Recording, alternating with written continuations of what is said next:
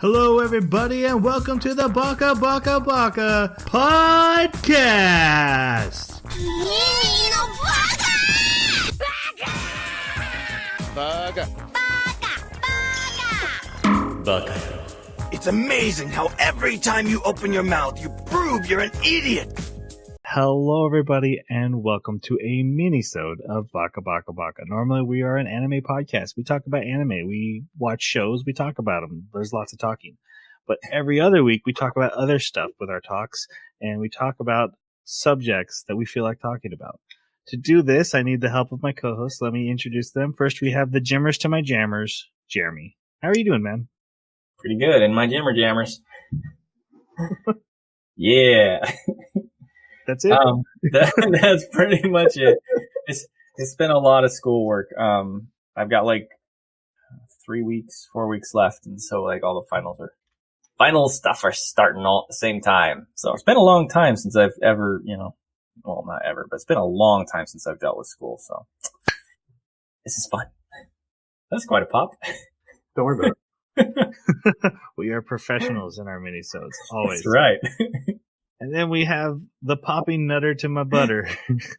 Jason, how are you? Doing fantastic.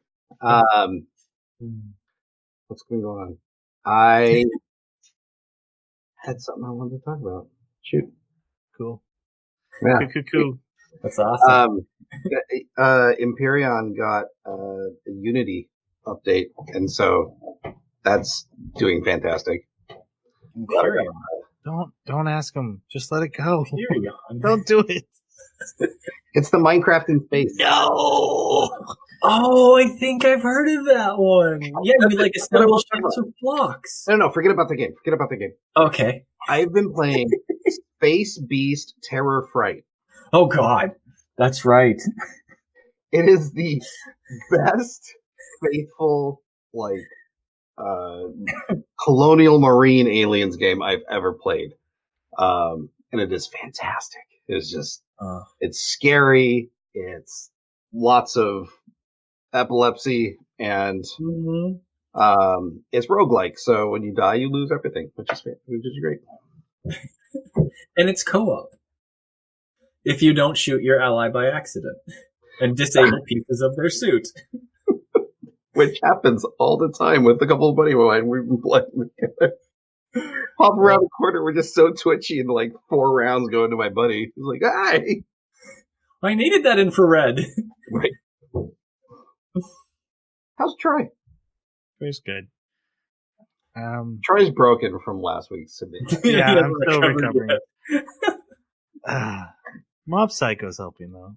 I hope. Yeah.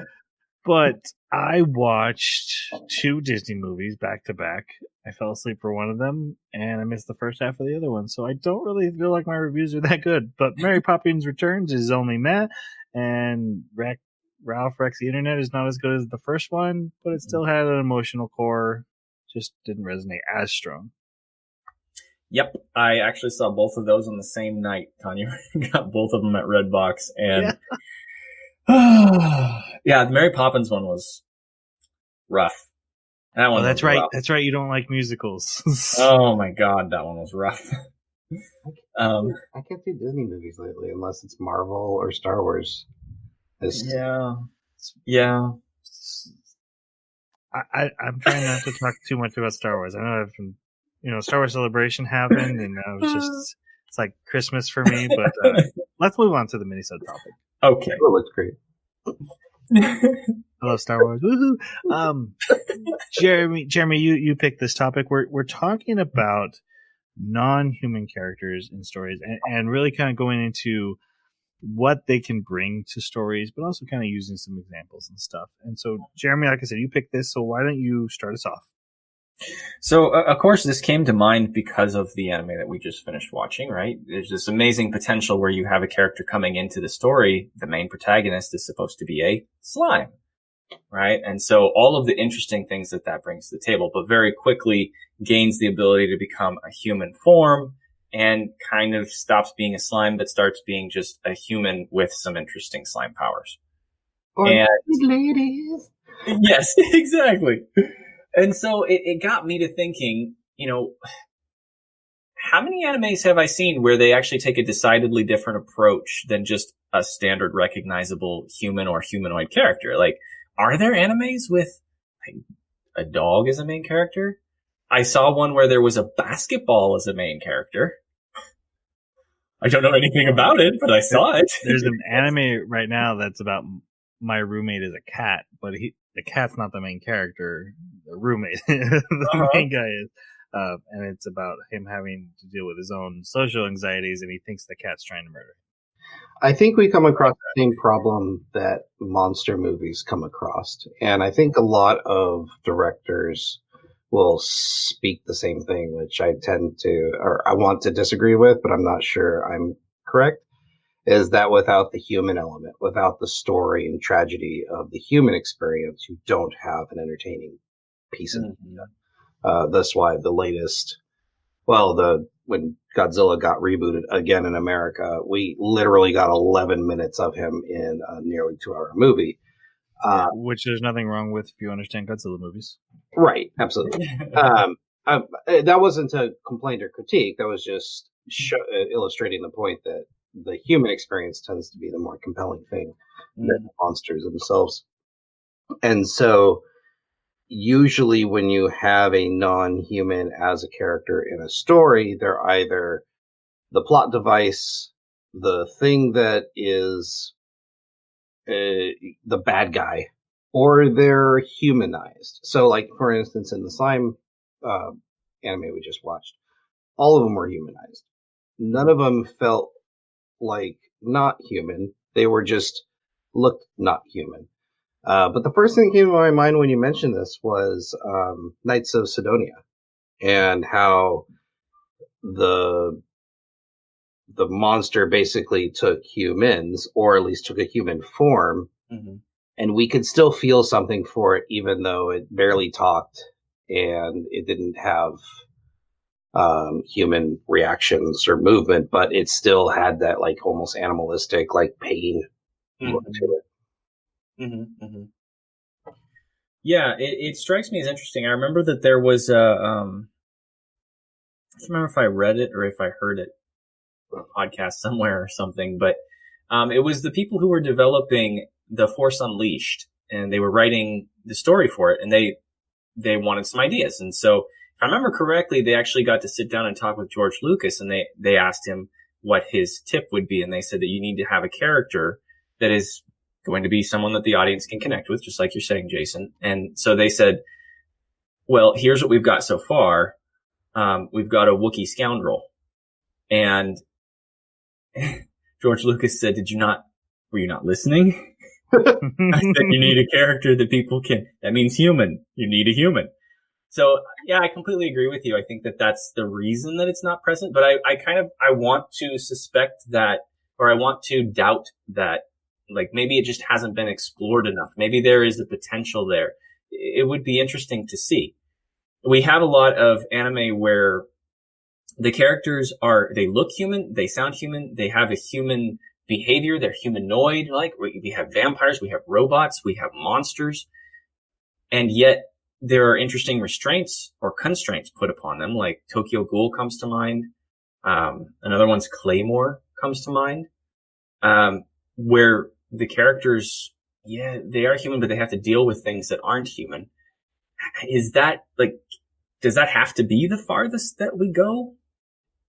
In that line, the one I had as far as main characters, this is really hard to think of with main characters. You either almost always have robots or, but the one I came up with was Land of the Lustrous, and on the outside, very, very human, but because you make them non-human, you can present a whole new different set of rule set for what's safe, what's dangerous, what they can and can't do, and explore the complexities of that, and even change what's moral, right? Like, if I shatter you and destroy you, but I put you back together, did I do something wrong? Whereas with a human form, if I put my fist to your chest, okay, well, that was bad. Exactly. Yeah. I would actually really like to see some more explorations into it. I can't think of any offhand. There is the greatest non-human anime of all time. Oh? Dragon Hamtaro. Ball Z. Yes. Dragon Ball Hamtaro. Dragon Ball Z Hamtaro, where the hamsters destroy their cages in the first episode and then just elevate from there. No, like literally when I think of examples, I'm like Hamtaro, but that's a horrible example. I know nothing about Hamtaro. I mean, I've heard the name before, but I know nothing about it. Well, besides the great catchy soundtrack, Hamtaro, little hamsters, big adventures. It was like a kids anime about hamsters having fun adventures. It was almost like Wonder Babies, or it was not quite Wonder Pets. Wonder Pets has a special place in hell. One of the ones that comes to my mind for me that isn't an anime is Secret of Nim, and that was pretty cool. Or the Redwall stories are another one that comes to mind. That's a book series. But again, even though we've gotten far away from the human form, they're still just in a different setting. It's like anthropomorphic people, basically. So what I was thinking is that when you have non-human characters, and not specifically primary, but you can really ask, what is human? That's one of the best purposes they can serve. We see it all the time with robots, but you can do it with monsters too. Mm-hmm. The one I really like the most lately is Castlevania, not an anime, but animated, and how human Dracula was in it, so much so that he is doing a crazy, horrible thing to the actual human race who didn't act human, and he's getting revenge on them. And then, the other vampires are like, hey, yeah, they totally deserve it, but isn't that also our food?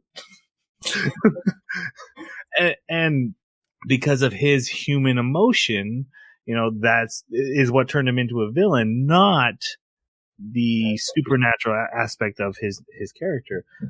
So you can kind of explore stuff with things like that. Or the homunculus and Full Metal. Great one.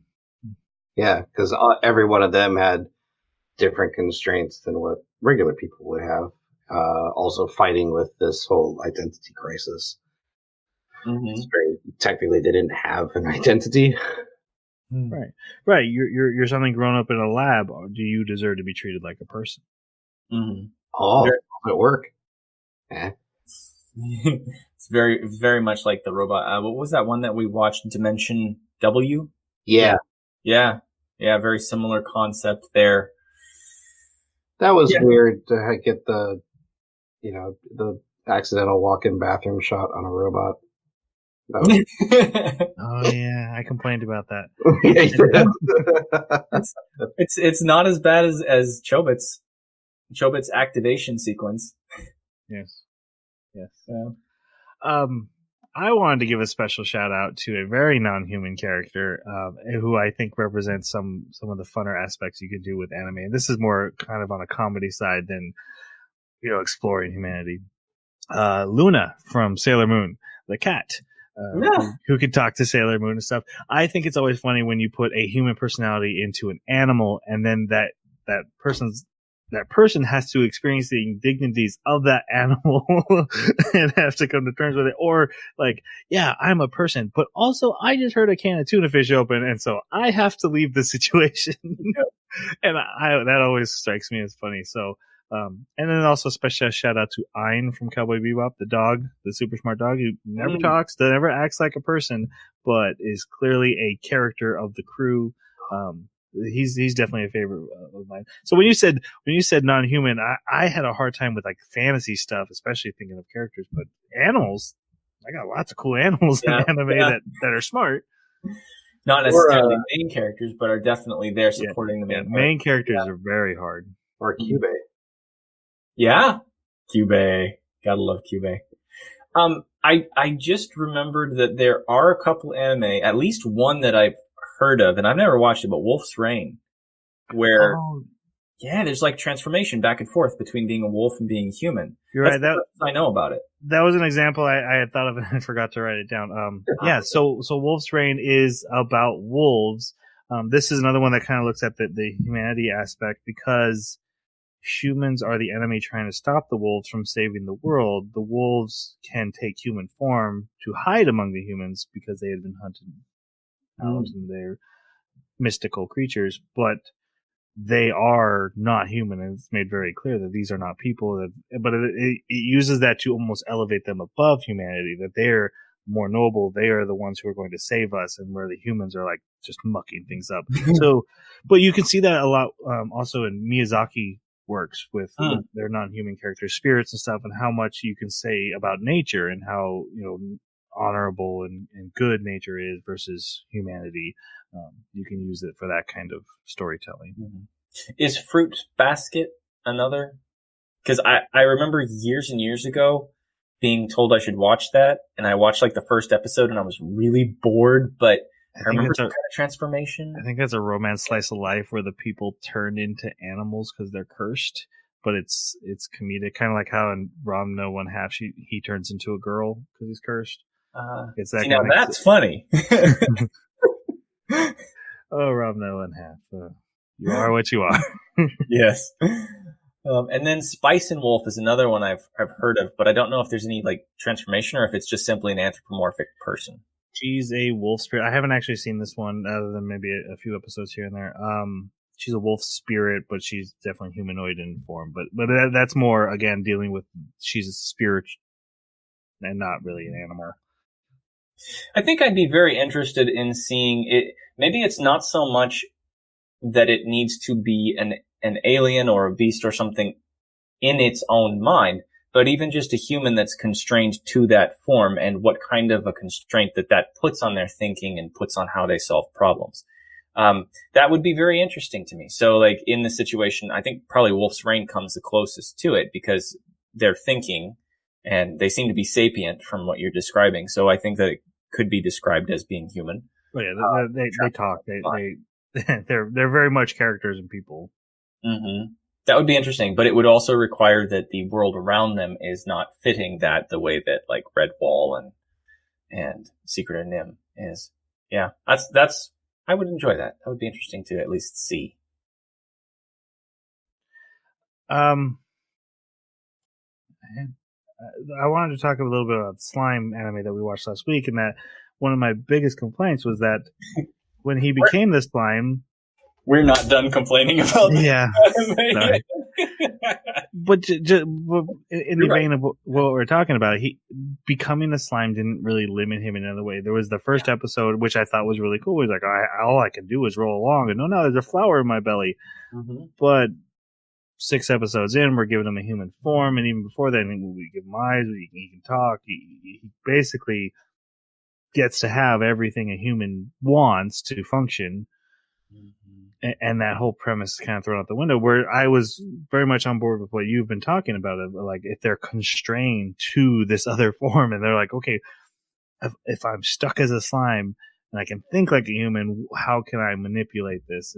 And the lack of agency that a human usually has and having to deal with that, I think is very interesting storytelling that people are scared to do. Yeah. Okay. I think that's it for us. Let's we need to remind you guys we are currently watching Mob Psycho 2. The whole thing. This is Mob Psycho, guys. It's a big deal. Get on the game. I don't know why I said that. All right. And then make sure you don't miss out on the Baka Breakdown, Jason's weekly show where we take a scene from one of our favorite anime. What are you trying to say? And watch it, and we break it down. I'm trying to say they should watch your show. Oh, thank you. After they watch our show. How else would they know to watch your show? Right. Notice I never talk about this unless they've got to the end of the regular podcast. Like, you have to earn the right to see Jason's show. That's right. It's your reward. All right, let's say goodbye. Thanks for listening. See you next time. Sayonara.